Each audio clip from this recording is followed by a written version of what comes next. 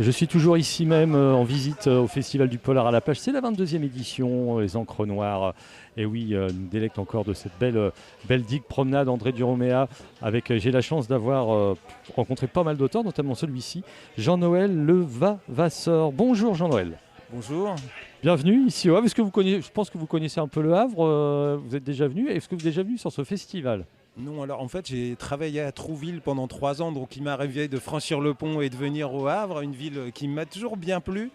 Mais j'ai jamais été jusqu'à présent invité à Polar à la plage et j'espérais bien un jour parce que tous les ans je vois des photos sur Facebook et je me disais ce festival a l'air quand même assez chouette face à la mer comme ça. Et alors je suis invité en 2025 et surtout il fait un temps magnifique donc de quoi tomber amoureux de la ville. Exactement. En plus, je pense que j'ai cru comprendre que vous êtes amoureux du rock. Le Havre, quand on pense au Havre, on pense naturellement à Little Bob. On a vu Olivier Durand tout à l'heure. Il y a plein de groupes qui venaient au Havre quand ils traversaient la Manche et s'arrêtaient. Apparemment, il y a eu les groupes Nirvana qui étaient venus tester avant de partir sur Paris. Ils étaient encore inconnus à l'époque. Donc ça doit faire plaisir de venir au Havre, vous qui êtes un grand passionné de rock. Oui, bah pour moi le Havre effectivement c'est vraiment assez. Pour moi le Havre, je fais peut-être des clichés, hein, mais c'est une ville ouvrière et c'est une ville rock et c'est une ville aussi plutôt que je trouve plutôt chaleureuse. Et c'est vrai que moi j'ai dirigé il y a quelques années un recueil qui s'appelle Little Bob Stories, donc évidemment je fais pas de dessin, hein, c'est un recueil qui est dédié à Little Bob que j'ai interviewé plusieurs fois parce que dans la vie je suis journaliste et donc oui, moi j'avais fait avec un ami qui s'appelle Frédéric Prieux un hommage aux Dogs de Rouen. Et donc après, il nous semblait évident que si on avait fait les Dogs de Rouen, il fallait faire Little Bob au Havre.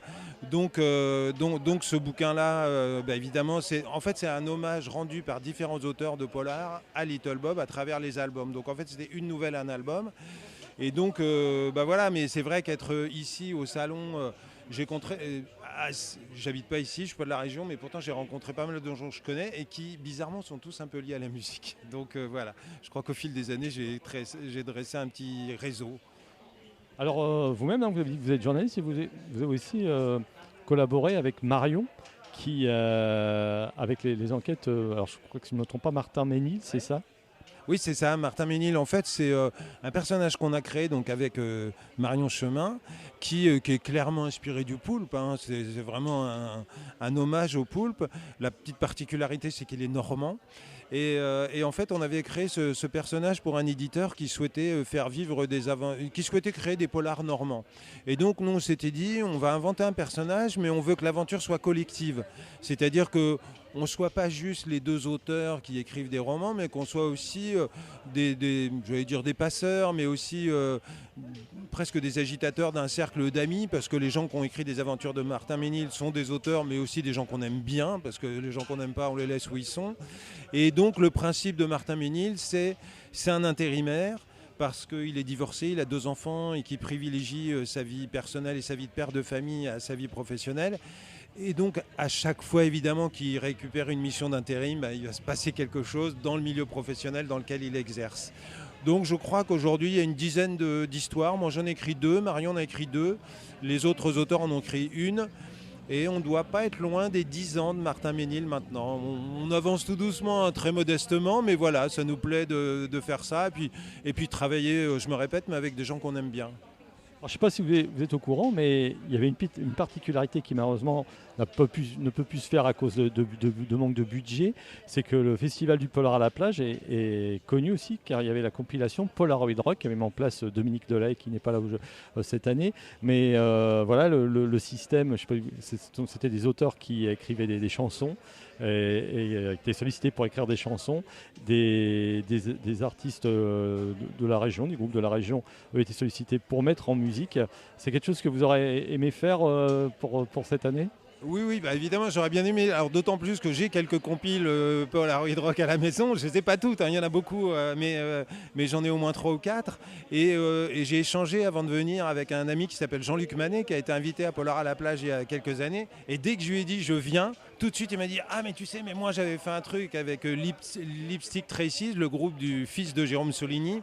Et tout de suite il m'a envoyé un lien Et je me dis que voilà, ça montre bien que les gens qui ont participé à cette expérience, ils s'en souviennent pendant longtemps. Donc oui, j'aurais aimé.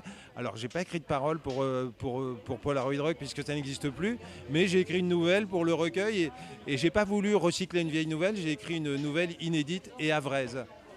D'accord. Jérôme Soligny, que vous avez cité, vient régulièrement. Peut-être qu'on va le revoir. Chaque année, souvent, on le voit traîner ici sous les chapiteaux du festival. Alors, vous, le polar, c'est venu comment Dans la famille, on écrivait du polar. Comme beaucoup, quand on est gamin, on écrit beaucoup passionné de romans noirs.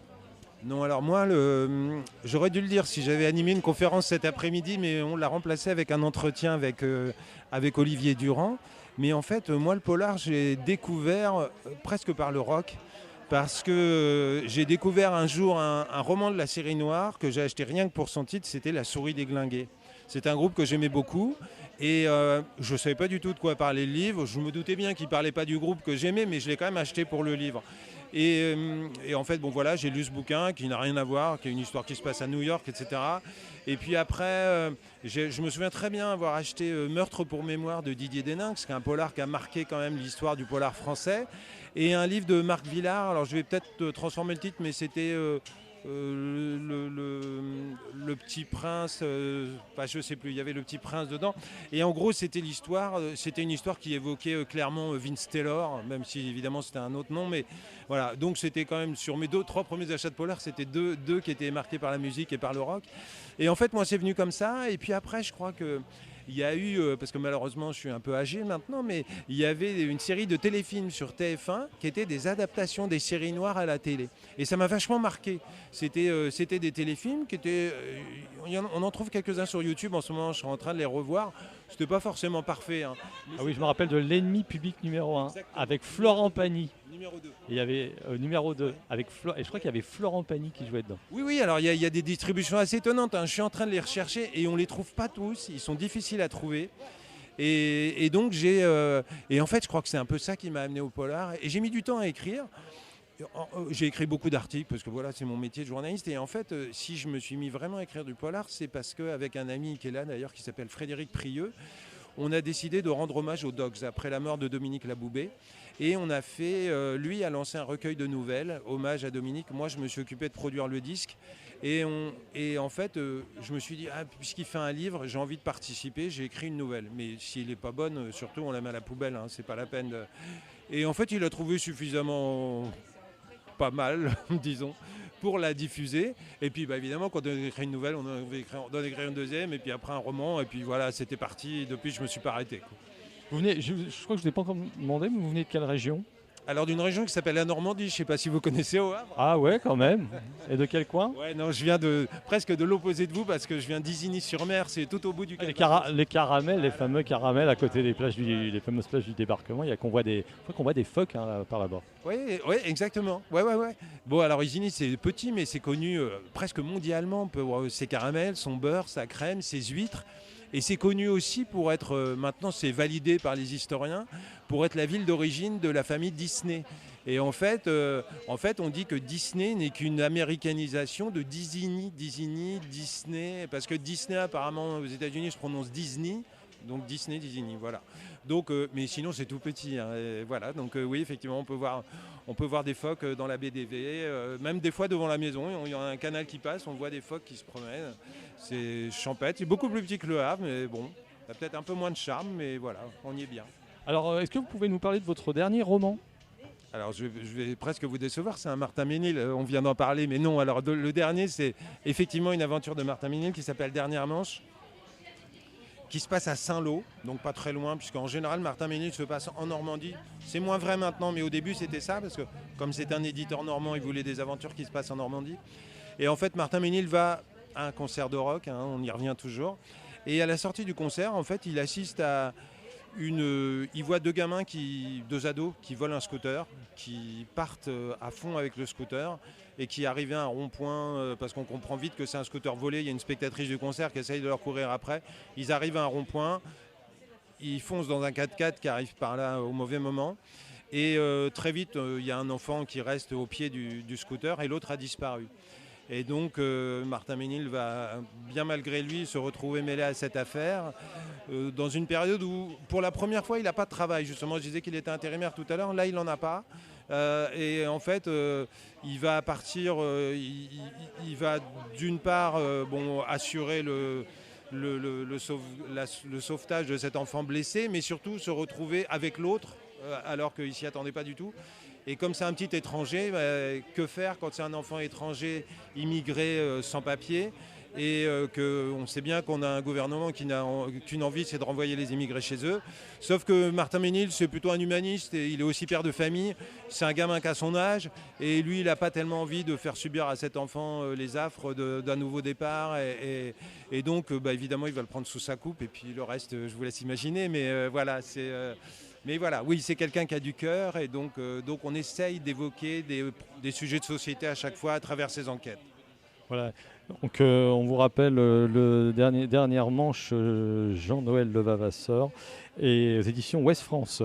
Les projets, quels sont vos futurs projets ?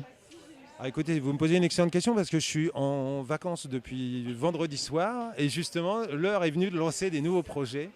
Non, alors je pense que j'avais commencé un roman qui se passe dans une ville qui peut beaucoup ressembler à Isigny, qui est un peu gangrénée par le chômage, la drogue et tout ça. J'avais commencé, je vais peut-être reprendre cette histoire. Et je voudrais aussi écrire un bouquin. Moi j'ai travaillé, j'ai pas mal bougé dans l'ouest de la France depuis que je travaille.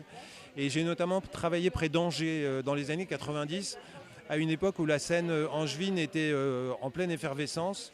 Et donc il y avait des groupes à l'époque connus dans le milieu un peu underground qui s'appelaient les Tugs, les Dirty Hands, les Happy Drivers, etc. Et j'ai interviewé tout le monde à l'époque. Et il se trouve que j'ai gardé les cassettes. Et donc j'ai envie de faire un petit livre compilation, qui sera un petit livre à diffusion très restreinte, hein, mais pour raconter cette période où la scène d'Angers était... vous parliez de Nirvana tout à l'heure. Nirvana et les Tugs jouaient ensemble, quoi. Enfin voilà, ils se connaissaient, ils étaient sur le même label américain.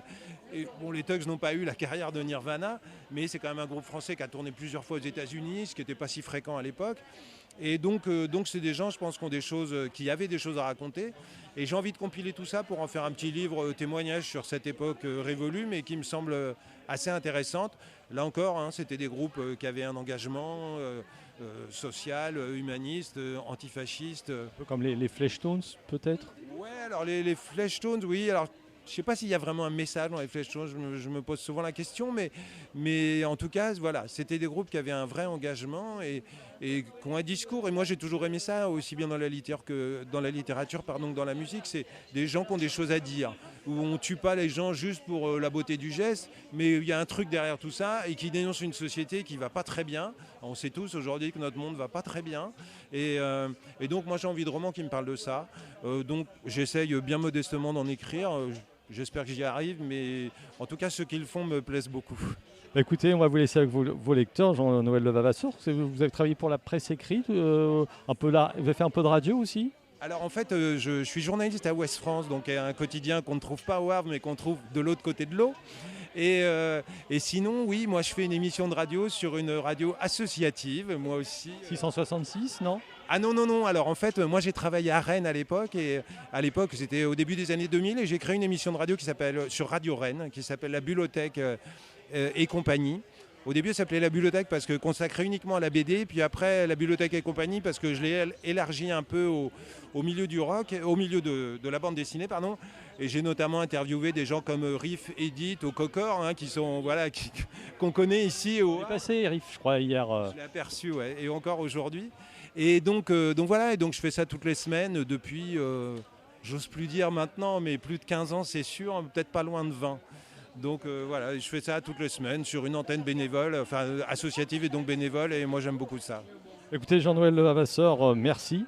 Et puis encore bienvenue au Havre. Ouais, merci, on s'y sent très bien en tout cas. Merci beaucoup.